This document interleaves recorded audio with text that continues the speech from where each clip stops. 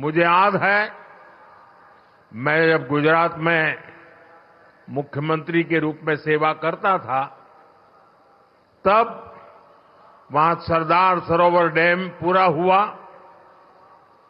मां नर्मदा का पानी गुजरात के अलग अलग हिस्सों तक पहुंचाने का बड़ा अभियान चलाया। कच्छ में सीमा तक पानी ले गए, लेकिन तब उसे रोकने के लिए भी कांग्रेस द्वारा और कुछ एनजीओ के द्वारा तरह तरह के हथकंडे अपनाए गए। लेकिन हम पानी का महत्व समझते थे, और मेरे लिए तो मैं कहता हूं, पानी पारस है। जैसे पारस लोहे को स्पर्श करें और लोहा सोना हो जाता है, वैसा पानी जहां भी स्पर्श करे वो एक नई ऊर्जा और शक्ति का जन्म दे देता है। साथियों, पानी पहुंचाने के लिए इस लक्ष्य पर मैं लगातार काम करता रहा, विरोधों को झेलता रहा, आलोचनाएं सहता रहा, लेकिन पानी के महात्म्य को समझता था। नर्मदा के पानी का लाभ सिर्फ गुजरात को भी मिले इतना नहीं, नर्मदा जी का पानी राजस्थान को भी इसका फायदा हो, और कभी कोई तनाव नहीं, कोई रुकावट नहीं, कोई मेमोरेंडम नहीं, आंदोलन नहीं। जैसे ही डैम का काम पूरा हुआ और गुजरात को हो जाए उसके बाद राजस्थान को देंगे, वो भी नहीं। एक साथ गुजरात में भी पानी पहुंचाना, उसी समय राजस्थान को भी पानी पहुंचाना, ये काम हमने शुरू किया।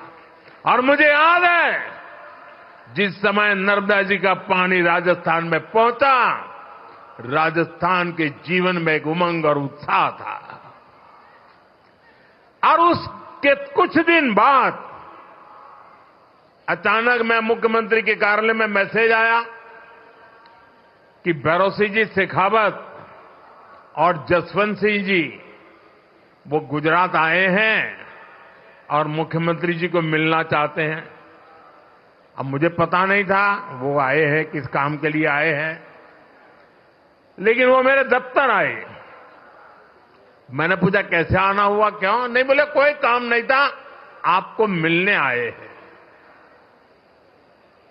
मेरे वरिष्ठ नेता थे दोनों। भैरों जी की तो उंगली पकड़ करके हम कई लोग बड़े हुए हैं, और वो आकर के मेरे सामने बैठे नहीं। वो मेरा सम्मान करना चाहते थे, मैं भी थोड़ा भौचक्का था, लेकिन उन्होंने मेरा तो मान सम्मान तो किया, पर वो दोनों इतने भावुक थे, उनकी आंखें नम हो गई थी। और उन्होंने कहा, मोदी जी, आपको पता है पानी देने का मतलब क्या होता है? आप इतनी सहज सरलता से गुजरात नर्मदा का पानी राजस्थान को दे दें, ये बोले मेरे मन को छू गया। और इसीलिए करोड़ों राजस्थान वासियों की भावना को प्रकट करने के लिए आज मैं आपके दफ्तर तक चला आया हूं। साथियों, पानी में कितना सामर्थ्य होता है, इसका एक अनुभव था। और मुझे खुशी है कि माता नर्मदा आज जालोर, बाड़मेर, चूरू, झुंझुनू, जोधपुर, नागौर, हनुमानगढ़, ऐसे कितने ही जिलों को नर्मदा का पानी मिल रहा है।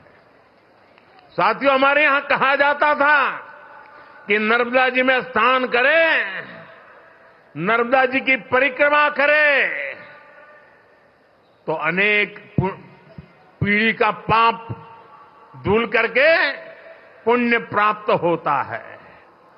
लेकिन विज्ञान का कमाल देखिए, कभी हम माता नर्मदा की परिक्रमा करने जाते थे, आज स्वयं माता नर्मदा परिक्रमा करने के लिए निकली हैं और हनुमानगढ़ तक चली जाती है। साथियों, पूर्वी राजस्थान नहर परियोजना ईआरसीपी को कांग्रेस ने कितना लटकाया, ये भी कांग्रेस की नीयत का प्रत्यक्ष प्रमाण है। ये किसानों के नाम पर बातें बड़ी बड़ी करते हैं, लेकिन किसानों के लिए न खुद कुछ करते हैं और न ही दूसरों को करने देते हैं।